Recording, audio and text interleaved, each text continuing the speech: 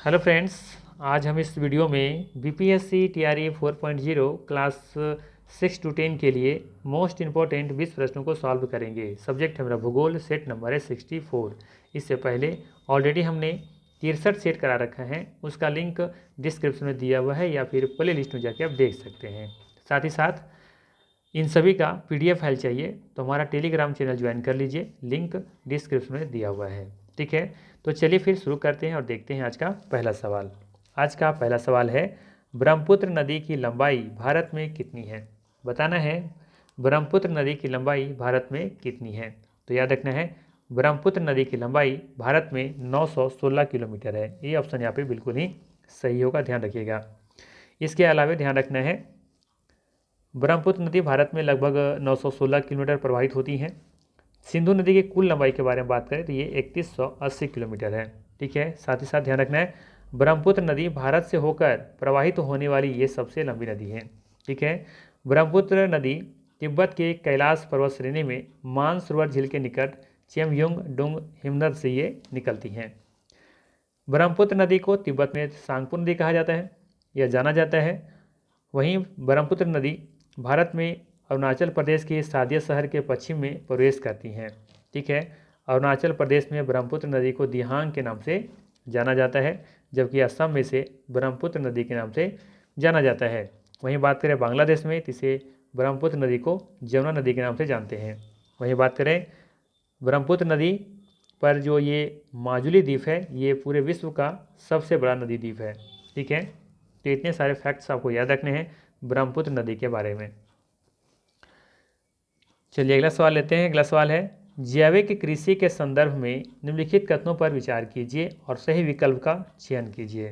ठीक है, पहला दे रखा है पशु खाद का उपयोग उर्वरता बढ़ाने के लिए किया जाता है। बी कथन है आनुवांशिक रूपांतरण उत्पादकता बढ़ाने के लिए किया जाता है। सी कथन है प्राकृतिक खाद का उपयोग किया जाता है। डी है उपर्युक्त में से अधिक, और ई ऑप्शन में उपर्युक्त में से कोई नहीं। तो बात करें पहला कथन के बारे में, दे रखा है पशु खाद का उपयोग उर्वरता बढ़ाने के लिए किया जाता है। बिल्कुल कथन यहाँ पे सही है, ध्यान रखिएगा। जैविक कृषि में पशु खाद का उपयोग उर्वरता बढ़ाने के लिए किया जाता है। ठीक है, बी कथन है आनुवांशिक रूपांतरण उत्पादकता बढ़ाने के लिए किया जाता है। ये कथन गलत है। ठीक है, यहाँ पे आनुवांशिक रूपांतरण नहीं किया जाता है, ध्यान रखना है। जैविक कृषि में आनुवांशिक रूपांतरण नहीं किया जाता है। ये आनुवांशिक रूपांतरण क्या होता है? जैसे दो बीज लेते हैं, ठीक है, समान किस्म के दो बीज लेते हैं। ठीक है, जैसे दोनों मटर का है, ठीक है, दो बीज लेते हैं, एक मान लेते हैं झुरीदार है, एक मान लेते हैं गोल वाला है। ठीक है, या तो एक लंबा पौधा वाला होगा या एक बौना पौधा वाला होगा। ऐसा दो बीज लेकर के संकरण करा करके देखेंगे कि हम लोग क्या करते हैं, उसका आनुवांशिक रूपांतरण कर देते हैं। ठीक है, जैसे संकर भी कहते हैं हम लोग, ठीक है, हाइब्रिड कह सकते हो आप। ठीक है, तो ये जो प्रोसेस देख रहे हैं ना आप, संकर वाला जो ये आनुवांशिक रूपांतरण जो कर रहे हैं, ये इसमें उत्पादकता बढ़ाने के लिए नहीं किया जाता है। ठीक है, ध्यान रखना है। सवाल सीधा सीधे पूछा जा सकता है कि जैविक कृषि में आनुवांशिक रूपांतरण किया जाता है या नहीं, तो सवाल होगा नहीं। ठीक है, सी कथन है प्राकृतिक खाद का उपयोग किया जाता है। ये कथन सही है, ध्यान रखना है कि जैविक कृषि में प्राकृतिक खाद का उपयोग किया जाता है। ठीक है, उर्वरक का उपयोग नहीं किया जाता, ध्यान रखना है। ठीक है, डी ऑप्शन यहाँ पे बिल्कुल ही क्या हो जाएगा, सही हो जाएगा। एक से अधिक कथन यहाँ पे सही है। ठीक है, आइए और भी जानकारी लेते हैं इसके बारे में। ध्यान दीजिएगा, जैविक खेती की एक ऐसी विधि है, जैविक खेती की एक ऐसी विधि है जिसमें कृत्रिम रसायनों का प्रयोग नहीं किया जाता है तथा स्थानीय परिस्थितियों के अनुकूल प्राकृतिक प्रक्रियाओं जैव विविधता और चक्रों पर यह निर्भर रहा जाता है। यह मृदा उर्वरता बढ़ाने और पारिस्थितिक संतुलन बनाए रखने के लिए गोबर, कंपोस्ट, हरी खाद जैसी प्राकृतिक उर्वरकों का उपयोग पर जोर दिया जाता है। जैविक खेती में मिट्टी का संरचना में सुधार और आवश्यक पोषक तत्व प्रदान करने के लिए खाद का उपयोग प्राकृतिक उर्वरक के रूप में किया जाता है। ठीक है, खाद ये वाला खाद नहीं है जो आप खरीद रहे हो, ठीक है, उसे उर्वरक कहा जाता है, ध्यान रखना है। आपको जो कहते हैं ना कि खाद ये नहीं समझना है कि वो जो दुकान से खरीद के लाते हैं वो खाद नहीं है, वो उर्वरक है वो। ठीक है, खाद हम लोग जो खुद बनाते हैं ना, प्राकृतिक वाला खाद जो देखेंगे गड्ढा कोड़ करके जो बहुत सारे अपशिष्टों को डाल देते हैं, कुछ सालों के बाद उसे फिर निकालते हैं, जब उसे आप घटक उसे खा करके फिर जब मिट्टी मिला देते हैं तो वो वाला खाद कहा जा रहा है यहाँ पे, ठीक है, ध्यान रखिएगा। जैविक खेती प्राकृतिक खाद और जैव उर्वरकों पर निर्भर करती हैं, सिंथेटिक रासायनिक उर्वरकों से बचती हैं। इसी बारे में बात कर रहे थे, ठीक है। सिंथेटिक जो रासायनिक जो उर्वरक होता है यहाँ से, ये जैविक खेती में इसे नहीं उपयोग किया जाता है, ठीक है। जैविक खेती में प्राकृतिक खाद और जैव उर्वरकों पर निर्भर रहता है, ये ध्यान रखना है। आगे देखिएगा, अनुवांशिक संशोधन का प्रयोग नहीं किया जाता है यहाँ पे। जैविक खेती में प्राकृतिक खेती के तरीकों की अखंडता को बनाए रखने के लिए अनुवांशिक रूप से संशोधित जीवों का सख्ती से इस्तेमाल नहीं किया जाता है, ध्यान रखना है। अब सवाल किसी के मन में ये आया होगा कि आखिर हम लोग अनुवांशिक संशोधन इसे क्यों नहीं करते हैं, है ना, अनुवांशिक रूपांतरण क्यों नहीं करते हैं, क्योंकि इससे तो उत्पादन तो बढ़ जाता है। अब देखे होंगे कि हाइब्रिड का जब प्रयोग किया, जब से आया है तब से उत्पादन बढ़ी है। तो आखिर जैविक कृषि में हम लोग अनुवांशिक रूपांतरण करके क्यों नहीं खेती करते? वो इसलिए नहीं करते क्योंकि ध्यान दीजिएगा, जैविक खेती में प्राकृतिक खेती के तरीके की अखंडता को बनाए रखने के लिए, है ना, ध्यान दीजिएगा, प्राकृतिक खेती के तरीकों की अखंडता को बनाए रखने के लिए अनुवांशिक रूप से संशोधित जीवों की सख्ती से इस्तेमाल नहीं किया जाता है। बात समझ में आया? हम ये चाहते हैं कि हमारा जो प्राकृतिक है, जो नेचुरल है, जो चीज़ें प्रोडक्शन होता है, उत्पादन होता है, उसको हम लोग क्या कर रहे हैं, पारमाणिकता को बचा कर रखना चाहते हैं, ठीक है। इसीलिए यहाँ पे अनुवांशिक संशोधन नहीं किया जाता है, ठीक है, ध्यान रखिएगा। चलिए अगला सवाल लेते हैं। अगला सवाल है, गारो, खासी और जयंतिया क्या है? मेघालय की प्रमुख जनजातियाँ हैं, असम की प्रमुख जनजातियाँ हैं, या फिर मेघालय की पहाड़ियों के नाम हैं। एक से अधिक होगा या इनमें से कोई नहीं, ठीक है। सही आंसर होगा यहाँ पे डी ऑप्शन, उपयुक्त में से एक से अधिक। ध्यान रखिएगा, गारो, खासी और जयंतिया ये मेघालय की प्रमुख जनजातियाँ हैं और साथ ही साथ ये मेघालय की पहाड़ियों के नाम भी हैं, ठीक है। तो ए और बी यहाँ पे, ए और सी सही है, डी ऑप्शन सही होगा, ठीक है। ध्यान रखिएगा, मेघालय होगा, असम नहीं। चलिए अगला सवाल लेते हैं, और ये भी ध्यान रख सकते हैं, मेघालय की सबसे ऊंची चोटी का नाम क्या है? शिलोंग चोटी। अगला सवाल है, बरखान क्या है? सवाल है, बरखान क्या है? रेत का टीला है, लद्दाख में पाई जाने वाली जनजाति है, या द्वीप समूह है, या फिर से अधिक होगा, इनमें से कोई नहीं। तो याद रखना है, बरखान एक रेत का टीला है, ठीक है। ये अर्धचंद्राकार आकार का होता है, ठीक है। ये रेत का टीला बरखान में रेगिस्तान क्षेत्रों में देखने को मिलती है, और खास करके वहाँ देखने को मिलती है जहाँ पर सालों भर एक ही दिशा में पवनें बहती हैं, ठीक है। तो अब देखेंगे जैसे कि ये कुछ स्थल है, कुछ ऐसा ले लेते हैं, ये वाला स्थल। अब यहाँ से देखेंगे कि एक ही दिशा में हवाएं चल रही हैं, तो चलने से क्या होता है कि यहाँ के जो धूल कण है उड़ करके ये इस तरह से धीरे धीरे यहाँ पर ये जमा करते जा रहा है इस तरीके से, ठीक है। ये तब पॉसिबल है जब ये एक ही दिशा में हवा चल रही होंगी, है ना। तो इस तरीके से एक कह सकते हैं स्तूप बनना शुरू हो जाता है इस तरीके से, अर्धचंद्राकार आकार का, ठीक है। हवाएं क्या करती हैं, यहाँ पर ये जो कह सकते हैं जो भी कंकड़ बालू है, मिट्टी है, उसे उठा करके इसे ला करके जमा कर देती है, ये अर्धचंद्राकार आकार का, ठीक है। इसे ही कहा जाता है बरखान, ठीक है। ध्यान रखना है, ये ऑप्शन यहाँ पे सही होगा। देख सकते हैं यहाँ पे, बरखान अर्धचंद्राकार रेत का टीला है जो मुख्य रूप से एक ही दिशा से आने वाली हवा की क्रिया के द्वारा ये निर्मित होती हैं। इसे बरखान स्तूप या फिर बालू का स्तूप भी कहते हैं। यह ऐसे रेगिस्तान में बनते हैं जहाँ पवन वर्ष भर एक ही दिशा में ये बहती हैं, ठीक है। जहाँ पवन वर्ष भर एक ही दिशा से बहती हैं, वहाँ पे इसका निर्माण होता है, ये भी ध्यान रखिएगा, ठीक है। चलिए अगला सवाल है, गोवा के दक्षिण में पश्चिमी तटीय पट्टी को क्या कहा जाता है? सवाल है, गोवा के दक्षिण में पश्चिमी तटीय पट्टी को क्या कहा जाता है? कोरोमंडल, कन्नड़, कोकण, एक से अधिक होगा, या फिर उपर्युक्त में से कोई नहीं। तो यहाँ पे आपको थोड़ा सा ध्यान करना होगा। अगर आप पश्चिमी घाट और पूर्वी घाट के बारे में सुने होंगे या देखे होंगे मैप पर कुछ इस तरीके से, ठीक है। तो यहाँ पे क्या है, ये केरला है, जिसे कहा जाता है कौन सा तट? इसे कहा जाता है मालाबार तट, ठीक है। इसके ऊपर आप देखेंगे कि ये वाला जो है कर्नाटका का एरिया यहाँ पे, और थोड़ा सा फिर यहाँ देखेंगे गोवा है, ठीक है। इसके ऊपर देखेंगे कि महाराष्ट्र है, ठीक है। तो ये जो आपका कन्नाडा है ना, ठीक, क्या बोल रहे हैं अभी, ये जो कर्नाटका है ना, तो ये वाला जो तट है इसका, ये वाला तट, इसे कहा जाता है कन्नड़ तट, अर्थात कर्नाटका में, कर्नाटक के जो तटीय क्षेत्र इसे कहा जाता है कन्नड़ तट, ठीक है। जबकि यहाँ पर देखेंगे महाराष्ट्र से लेकर के ये गोवा तक वाले क्षेत्र को कहा जाता है कोकण तट, ठीक है। और इसी के ऊपर देखेंगे जो गुजरात वाला क्षेत्र है वहाँ पे कहा जाता है कठियावाड़ तट, ठीक। अब यहाँ सवाल क्या पूछ रहा है आपसे, गोवा के दक्षिण में, तो देखिए गोवा यहाँ पे है, इसके दक्षिण में नीचे होगा ये वाला एरिया, तो तो ये वाला पार्ट के बारे में पूछ रहा है आपसे, तो ये वाला क्या है, ये कर्नाटक का पूछ रहा है आपसे कौन सा भाग है, तो इसे कहा जाता है कन्नड़ तट। ठीक है, तो ध्यान रखना है, इसका सही आंसर क्या होगा, ऑप्शन नंबर बी हो जाएगा कन्नड़ तट। ठीक है, ध्यान रखिएगा। बाकी यहाँ पे देखेंगे इधर ये पूर्वी घाट है, इसके ऊपर वाला जो देखेंगे यहाँ पे उत्तरी सरकार तट है। आंध्र प्रदेश वाला पट्टी को कहा जाता है, यहाँ पे देखेंगे आपका आंध्र प्रदेश, ये कह सकते हैं आंध्र तट। ठीक है, और यहाँ जो आपका तमिलनाडु वाला जो क्षेत्र है उसे कहा जाता है कोरोमंडल तट। ठीक है, चलिए, हमें मैप लेना चाहिए था वैसे, बट मैप लेकर नहीं समझा पाए, सॉरी इसके लिए, क्षमा चाहूँगा। चलिए अगला सवाल लेते हैं, फिर भी समझ में आ गया होगा आई थिंक, कहना क्या चाह रहा था सवाल। चलिए अगला सवाल लेते हैं कि बिहार में कितना प्रतिशत भूभाग पर खेती की जाती है।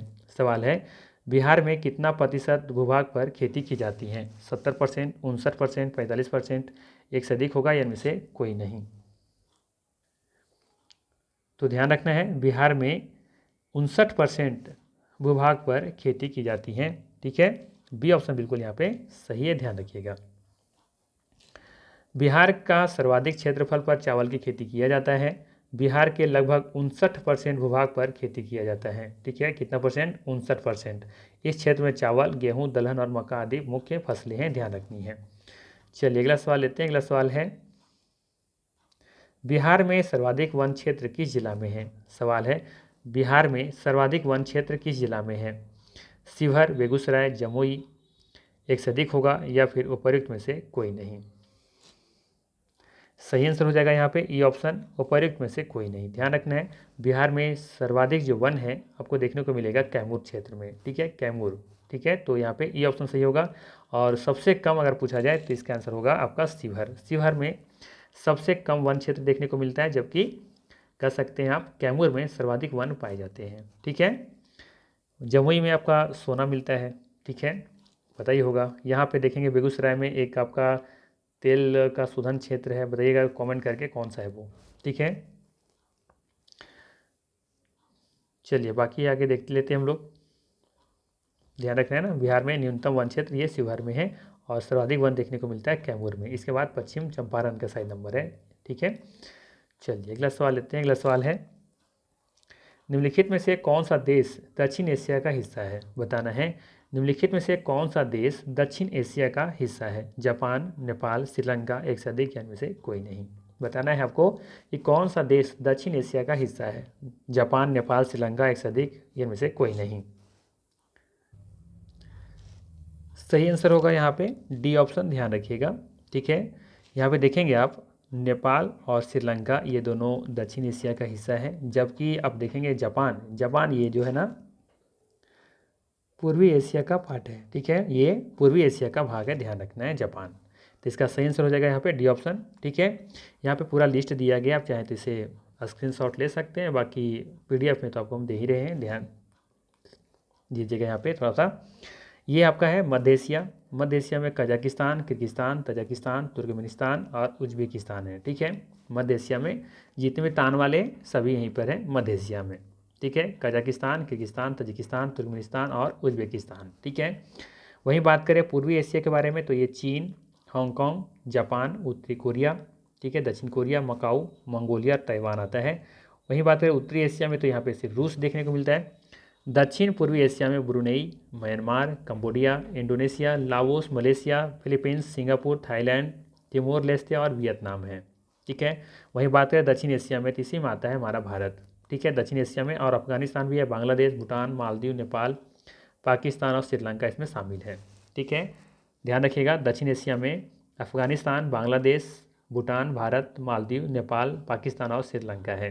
ठीक है, आप देखेंगे सार्क का नाम सुने होंगे, सार्क एक संगठन है। तो सार्क संगठन में जितने भी देश हैं लगभग दक्षिण एशिया में जो भी देश हैं वो सभी देश उसमें शामिल हैं लगभग में। ठीक है, वहीं बात करें पश्चिम एशिया में तो Armenia, Azerbaijan, Bahrain, Cyprus, Georgia, Iran, Iraq, Israel, Jordan, Kuwait, Lebanon, Oman, फिलिस्तीन, कतर है, सऊदी अरब है, सीरिया है, तुर्की, संयुक्त अरब अमीरात और अमन, ये सभी पश्चिम एशिया के भाग हैं। ठीक है, तो यहाँ पे आप चाहें तो इसे स्क्रीनशॉट ले सकते हैं। ठीक है, चलिए अगला सवाल है। देखिए, इसको तभी याद हो पाएगा ना जब मैप पर आप देखेंगे, और मैप पर आपको माइंड में थोड़ा सा लेकर चलना होगा कि कहाँ पे कौन सी हम बात हमको लोग कर रहे हैं। मध्य एशिया में कौन है, पूर्वी एशिया में कौन है, तभी आप कर पाएंगे, अदरवाइज फिर थोड़ा सा मुश्किल हो सकता है आपके लिए। चलिए अगला सवाल लेते हैं। अगला सवाल है, निम्नलिखित में से कौन सा देश भारतीय उपमहाद्वीप नामक महान भौगोलिक इकाई में शामिल नहीं है। ठीक है, एक और उसी तरह का सवाल है कि निम्नलिखित में से कौन सा देश भारतीय उपमहाद्वीप नामक महान भौगोलिक इकाई में शामिल नहीं है। म्यांमार, पाकिस्तान, बांग्लादेश, एक से अधिक होगा या इनमें से कोई नहीं। तो ध्यान रखना है, निम्नलिखित में से पूछ रहा है आपसे कौन सा देश भारतीय उपमहाद्वीप नामक महान भौगोलिक इकाई में शामिल नहीं है। तो ध्यान रखना है म्यांमार शामिल नहीं है, ध्यान रखना है। ठीक है, चीन भी इसमें भी शामिल नहीं है, ध्यान रखिएगा, चीन और म्यांमार ये शामिल नहीं है इसमें। ठीक है, बाकी पाकिस्तान है, बांग्लादेश है, नेपाल है, भूटान है, श्रीलंका है। ठीक है, ध्यान रखिएगा, बांग्लादेश तो है ही है आपका। ठीक है, यहाँ पे दिया हुआ है, देख सकते हैं, भारत, श्रीलंका, बांग्लादेश, भूटान, मालदीव। ठीक है, ये मालदीव नहीं है, मालदीव है, पाकिस्तान, नेपाल जैसे दक्षिण एशियाई देश भारतीय उपमहाद्वीप के हिस्सा हैं। ठीक है, ध्यान रखिएगा, भारत, श्रीलंका, बांग्लादेश, भूटान, मालदीव, पाकिस्तान और नेपाल जैसे दक्षिण एशियाई देश भारतीय उपमहाद्वीप का हिस्सा है, ध्यान रखिएगा, यहाँ से सवाल पूछा गया है। ठीक है, चलिए अगला सवाल रख लेते हैं। अगला सवाल है, सार्क का मुख्यालय कहाँ स्थित है। सार्क का मुख्यालय कहाँ स्थित है, थिम्पू, काठमांडू या मनीला या फिर एक से अधिक होगा, इनमें से कोई नहीं। तो याद रखना है, सार्क का मुख्यालय काठमांडू में स्थित है। ठीक है, जो कि नेपाल का राजधानी भी है ना। और मनीला देखेंगे आप, एडीबी का ये मुख्यालय है। ठीक है, एशियन डेवलपमेंट बैंक। ठीक है, इसका मुख्यालय मनीला में है, जबकि सार्क का मुख्यालय काठमांडू में है। ठीक है, और इसका पूरा रूप क्या है, सार्क का अर्थ क्या है, दक्षिण एशियाई क्षेत्रीय सहयोग संगठन। ठीक है, चलिए अगला सवाल लेते हैं। अगला सवाल है, विश्व किसान दिवस कब मनाया जाता है। अच्छा सवाल है, एग्जाम में पूछा जा सकता है, विश्व किसान दिवस कब मनाया जाता है। 10 दिसंबर, 27 सितंबर, 23 दिसंबर, एक से अधिक होगा, इनमें से कोई नहीं। तो यहाँ पे देखेंगे, यदि 10 दिसंबर को क्या मनाया जाता है, मानवाधिकार दिवस। ठीक है, तो ये तो होगा नहीं। 27 सितंबर, ठीक है, 27 सितंबर विश्व पर्यटन दिवस मनाया जाता है, तो ये भी नहीं होगा। ठीक है, 23 दिसंबर किसान दिवस मनाया जाता है, ध्यान रखना है, अर्थात यहाँ पे सी ऑप्शन बिल्कुल ही सही होगा। ठीक है, ध्यान रखिएगा। चलिए अगला सवाल लेते हैं। अगला सवाल है यहाँ पे, वर्ल्ड वेटलैंड डे कब मनाया जाता है। सवाल है कि वर्ल्ड वेटलैंड डे या फिर आर्द्र जो भूमि होता है ना, वो दिवस कब मनाया जाता है। विश्व आर्द्र भूमि दिवस कब मनाया जाता है। ठीक है, 2 फरवरी, 2 जनवरी, 2 मार्च, एक से अधिक होगा या इनमें से कोई नहीं। तो ध्यान रखिएगा, विश्व आर्द्र भूमि दिवस 2 फरवरी को मनाया जाता है। ठीक है, ये ऑप्शन बिल्कुल यहाँ पे सही है, ध्यान रखिएगा। ध्यान दीजिएगा, पूरी दुनिया में 2 फरवरी को वर्ल्ड वेटलैंड डे, विश्व आर्द्र भूमि दिवस मनाया जाता है। इसका आयोजन लोगों के लिए वेटलैंड की महत्वपूर्ण भूमिका के बारे में जागरूकता फैलाने के लिए किया जाता है। वेटलैंड का मतलब नम या दलदली क्षेत्र से है। भारत में वेटलैंड ठंडे और शुष्क इलाके से लेकर मध्य भारत के कटिबंधीय मानसूनी इलाकों और दक्षिण के नमी वाले इलाकों तक ये फैले हुए हैं। वेटलैंड जल को प्रदूषण से मुक्त बनाती है। ठीक है, तो यहाँ से भी अभी कथन वाले सवाल में पूछे जा सकते हैं सभी। ठीक है, 1-2 डाल देंगे, दिया जाएगा ऐसे ही कि वेटलैंड जल को प्रदूषित मुक्त बनाते हैं, नहीं बनाते हैं, ऐसा करके, है ना। तो ध्यान रखिएगा ये सब चीज़ें। तो ध्यान रखना है, भारत में वेटलैंड जो है ये ठंडे और शुष्क इलाकों से लेकर के मध्य भारत के कटिबंधीय मानसूनी इलाकों और दक्षिण के नमी वाले इलाकों तक ये फैली हुई हैं। ठीक है, और ये जरूर ध्यान रखिएगा कि वेटलैंड जो होते हैं ये जल को क्या करते हैं, प्रदूषण से मुक्त बनाते हैं। ठीक है, चलिए अगला सवाल लेते हैं। अगला सवाल है, अनुवर्ती नदियों के बारे में कौन सा कथन सही है। ठीक है, सवाल है यहाँ पे कि अनुवर्ती नदियों के बारे में कौन सा कथन सही है। ढाल का अनुसरण नहीं करने वाली नदियाँ को कहते हैं अनुवर्ती नदियाँ, या फिर ढाल की दिशा में बहने वाली नदियों को कहते हैं अनुवर्ती नदियाँ, या फिर अनुवर्ती नदियों से समकोण पर मिलने वाली नदियों को कहा जाता है अनुवर्ती नदियाँ। बताना है अनुवर्ती नदियों के बारे में कौन सा कथन सही है। ठीक है, तो यहाँ पे हमें एक आकृति चाहिए बताने के लिए, समझाने के लिए, तभी मैं समझा पाऊँगा इसे। तो यहाँ पे एक हम आकृति पहले छापते हैं। ठीक है, तो थोड़ा सा हम समय लेंगे। देखिए इस आकृति को समझिए। ठीक है, इस आकृति में आप लोग को ये समझना है सिर्फ कि यहाँ पे कुछ इस तरीके से इधर ढाल होगा, और पता नहीं आप लोग महसूस कर पा रहे हैं या नहीं। ठीक है, अब जैसे मुझे समझ में आया वैसे मैंने यहाँ पे आकृति बना ली है। ठीक है, इस आकृति में आपको ये समझना है कि ये वाला ढाल है इधर। ठीक है, नीचे की ओर क्या है, इधर ढाल है इसका। ठीक है, ये आपको समझनी है बेसिक। ठीक है, ये ढाल है नीचे की तरफ। ठीक है, तो सबसे पहले हम लोग यहाँ पे समझते हैं कि नदियाँ किस तरीके से बह सकती हैं। एक तो होगा कि यहाँ से चल करके कुछ नदियाँ इस तरीके से बह रही हैं, इससे थोड़ा सा हम कलर चेंज कर देते हैं। कुछ इस तरीके से नदियाँ होंगी। ठीक है, और एक नदियाँ ऐसे भी बह सकती हैं। ठीक है, और एक नदी ऐसी भी होंगी जो कुछ इस तरीके से बह रही होंगी। ध्यान दीजिएगा, कुछ ऐसे आ रहा है, इस तरीके से जाकर के मिल गई। ठीक है, ये 2-3 कंडीशन हो सकता है। तो सबसे पहले हम लोग बात करें अनुवर्ती नदियों के बारे में। ठीक है, ध्यान दीजिएगा, अनुवर्ती नदियाँ क्या होती हैं। तो ढाल की दिशा में ये बहने वाली नदी होती हैं। ढाल की दिशा में, तो देखिए ये वाला जो नदियाँ दिख रहे हो ना, ये वाला, तो ये ढाल की दिशा में ही बह रहा ना ये, तो इसे कहा जाएगा अनुवर्ती नदियाँ। ठीक है, अनुवर्ती नदियाँ मतलब वे नदियाँ होती हैं जो ढाल का अनुसरण करती हों। ठीक है, ये नदियाँ क्या हैं, यहाँ पे अनुवर्ती नदियाँ हैं। अनुवर्ती नदी है जो कि ढाल का अनुसरण करती हैं। ठीक है, तो यहाँ पूछा था आपसे कि अनुवर्ती नदियों के बारे में कौन सा कथन सही है, तो हम देखेंगे कि ढाल का अनुसरण नहीं करने वाली नदियाँ, तो ये कथन गलत हो जाएगा। ढाल की दिशा में बहने वाली नदियाँ, ये सही हो जाएगा। अर्थात इसका सही आंसर है यहाँ पे कौन सा, बी ऑप्शन सही होगा। ठीक है, ये ढाल की दिशा में बहने वाली नदियाँ होती हैं अनुवर्ती नदियाँ। ठीक है, इसके बाद देखते हैं, हम लोग बात करते हैं यहाँ पे और भी नदियाँ एक होती हैं पूर्ववर्ती नदियाँ। ठीक है, कौन सी नदियाँ, पूर्ववर्ती नदियाँ।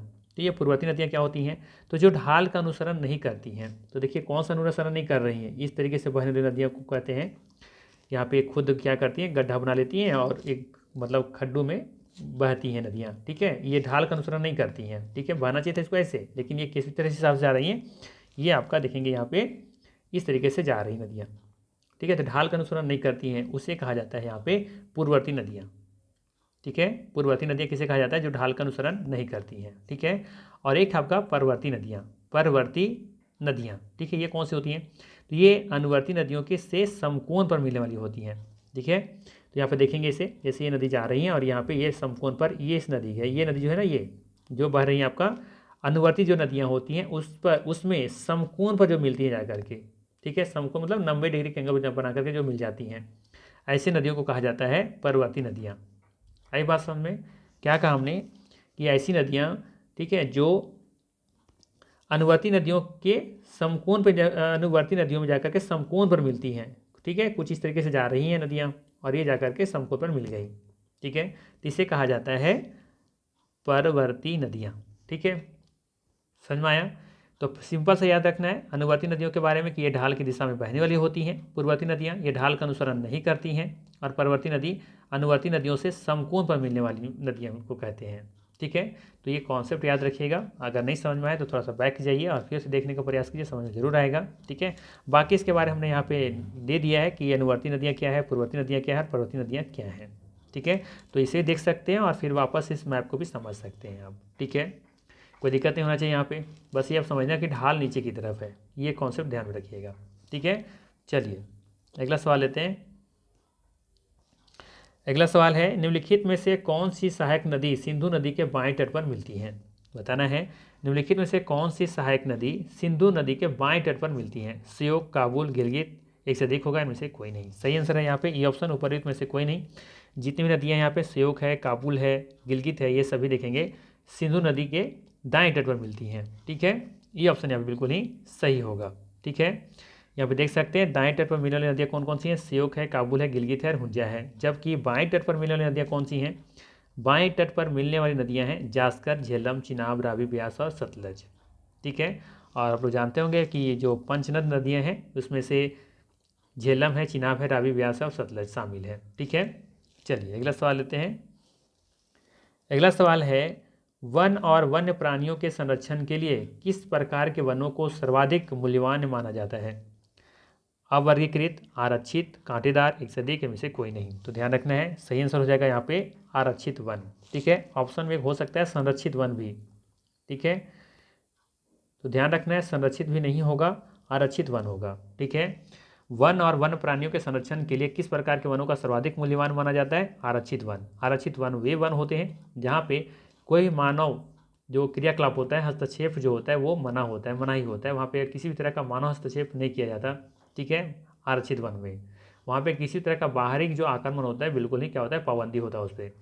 संरक्षित वन में क्या होता है, संरक्षित वन में ये होता है कि आप वहाँ पे जा कर के बिना जंगल के नुकसान पहुँचाए वहाँ जाके जंगल का इस्तेमाल कर सकते हैं। जैसे थोड़ा बहुत जलावन की लकड़ी ला सकते हैं, थोड़ा बहुत चारागाह की इस्तेमाल कर सकते हैं। ठीक है, बात समझ में आ रहा है? लेकिन ध्यान रखना है जंगल को नुकसान नहीं पहुंचाना है संरक्षित वन में। ठीक है, बाकी वहाँ पे जाने में मनाही नहीं होता। ठीक है, अवर्गीकृत वन क्या होते हैं? ये तो बिल्कुल ही अवर्गीकृत है, जिसे वर्गीकृत किया ही नहीं गया है। वहाँ पे बिल्कुल जा सकते हैं, जलावन की लकड़ी ला सकते हैं। ठीक है, चरवाहों को आराम से यूज इस्तेमाल कर सकते हैं। थोड़ा बहुत जैसे वन है वो वहाँ मतलब खुला वन होता है वो। ठीक है, ये ध्यान रखना है, किसी तरह के यहाँ पे कोई पाबंदी नहीं है। ठीक है, तो ये यहाँ पे सही आंसर है बी ऑप्शन। चलिए अगला सवाल लेते हैं। अगला सवाल है, भारत में कौन सी जाति काले हिरण की रक्षा के लिए प्रसिद्ध है? सवाल है, भारत में कौन सी जाति काले हिरण की रक्षा के लिए प्रसिद्ध है? बिश्नोई, बकरवाल, डोगरा, एक से अधिक इनमें से कोई नहीं। सही आंसर होगा यहाँ पे बिश्नोई, ध्यान रखना है। अगला सवाल है, निम्नांकित में से किस क्षेत्र में लोग सिंचाई के लिए गुल अथवा कुल का निर्माण करते थे? उत्तरी मैदान, पहाड़ी इलाका, तटीय क्षेत्र, एक से अधिक इनमें से कोई नहीं। तो ध्यान रखना है, पहाड़ी इलाका के लोग सिंचाई के लिए गुल अथवा कुल का निर्माण करते थे। बी ऑप्शन बिल्कुल ही सही है, ध्यान रखिएगा। ध्यान रखना है, पहाड़ी इलाकों में रहने वाले लोगों द्वारा बनाए गए चैनलों के लिए गुल अथवा गुल और कुल शब्द का उपयोग किया जाता है। किसके लिए? सिंचाई के लिए। ध्यान रखिएगा, सिंचाई से संबंधित है ये चीज़ें। वे सिंचाई के लिए बनाए गए हैं। गुल और कुल डाइवर्जन चैनल हैं जो अधिकतर हिमाचल प्रदेश राज्य में उपयोग किए जाते हैं। ध्यान रखिएगा, अधिकतर। स्पीति घाटी को कुल या गुल का उपयोग करके एक सरल प्रणाली द्वारा कृषि क्षेत्र में बदल दिया गया था, याद रख सकते हैं। चलिए अगला सवाल लेते हैं। अगला सवाल है, सरकार निम्नांकित में से कौन सी घोषणा फसलों को सहायता देने के लिए करती है? बताना है, सरकार निम्नांकित में से कौन सी घोषणा फसलों को सहायता देने के लिए करती है? MSP, minimum support price. ठीक है, कहाँ दिख रहा है मिनिमम सपोर्ट प्राइस? ठीक है, सी ऑप्शन, न्यूनतम सहायता मूल्य। ठीक है, अगर किन्हीं को थोड़ा सा कन्फ्यूजन है कि मिनिमम सपोर्ट प्राइस क्या होता है, MSP क्या होता है, तो मुझे कमेंट कीजिएगा। मैं वादा करता हूँ कि नेक्स्ट वीडियो में डिटेल समझा दूंगा, ऐसे समझाऊंगा कि जिनको कभी नहीं भूलोगे, क्योंकि इजी क्वेश्चन है ये। मुझे उम्मीद है कि आप लोग जानते होंगे। ठीक है, बस यहाँ रिवीजन के लिए मैंने इस सवाल को लिया है। ठीक है, फिर भी जिन्हें नहीं पता है मुझे जरूर कमेंट कीजिएगा। कोई सिंगल स्टूडेंट यदि कमेंट करते हैं तो भी मैं इसके लिए अगला वीडियो में अलग से थोड़ा सा समझाने का प्रयास जरूर करूँगा। ठीक है, चलिए अगला सवाल लेते हैं। अगला सवाल है, भारत में वायु परिवहन का राष्ट्रीयकरण कब किया गया था? 1947, 1953, 1961, एक से अधिक या इनमें से कोई नहीं। तो ध्यान रखिएगा, 1953 में भारत ने सभी भारतीय एयरलाइनों को राष्ट्रीयकरण किया था। ठीक है, सही आंसर है यहाँ पे बी ऑप्शन। चलिए अगला सवाल लेते हैं। सवाल है, ठीक है, जो छठा अंतर्राष्ट्रीय मिलेट्स महोत्सव जो हुआ है, ये बताना है कि कहाँ आयोजित किया गया है। ठीक है, सिंपल सा सवाल है कि 6वां या 6th अंतर्राष्ट्रीय मिलेट्स महोत्सव कहाँ आयोजित किया गया? बेंगलुरु, दिल्ली, पटना, एक से अधिक इनमें से कोई नहीं। ठीक है, करंट अफेयर से सवाल है, ध्यान रखिएगा, ये 2024-25 का करंट अफेयर से सवाल है। ठीक है, तो सवाल क्या है कि 6वां अंतर्राष्ट्रीय मिलेट्स महोत्सव कहाँ आयोजित किया गया है? तो ध्यान रखना है, बेंगलुरु में। कहाँ किया गया है? बेंगलुरु में किया गया है अंतर्राष्ट्रीय मिलेट्स महोत्सव का आयोजन। ठीक है, ये ऑप्शन बिल्कुल यहाँ पे सही है। ठीक है, कृषि से संबंधित है, कह सकते हैं कि ज्योग्राफी से ही संबंधित है, इसीलिए इस सवाल को मैंने यहाँ पे इंक्लूड किया है। ठीक है, तो ये जरूर ध्यान रखिएगा। और ध्यान रखिएगा कि महोत्सव में सम्मेलन का विषय क्या था? तो इस विषय था यहाँ पे कृषि पारिस्थितिकी के माध्यम से कृषि आधारित खाद्य प्रणालियों के रूपांतरण, एक वैश्विक परिदृश्य। ठीक है, ये महोत्सव में सम्मेलन का ये विषय था। और ये भी ध्यान रखिएगा कि कर्नाटक में पहला अंतर्राष्ट्रीय मिलेट्स महोत्सव 2017 में आयोजित किया गया था। ठीक है, तो ये था मोस्ट इंपॉर्टेंट 20 MCQ। अगर वीडियो अच्छा लगा हो तो लाइक ज़रूर कीजिएगा, चैनल पर नए हैं तो सब्सक्राइब कर लीजिएगा। ठीक है, और फिर मिलते हैं हम लोग इसी तरह के नेक्स्ट वीडियो में। Thanks for watching.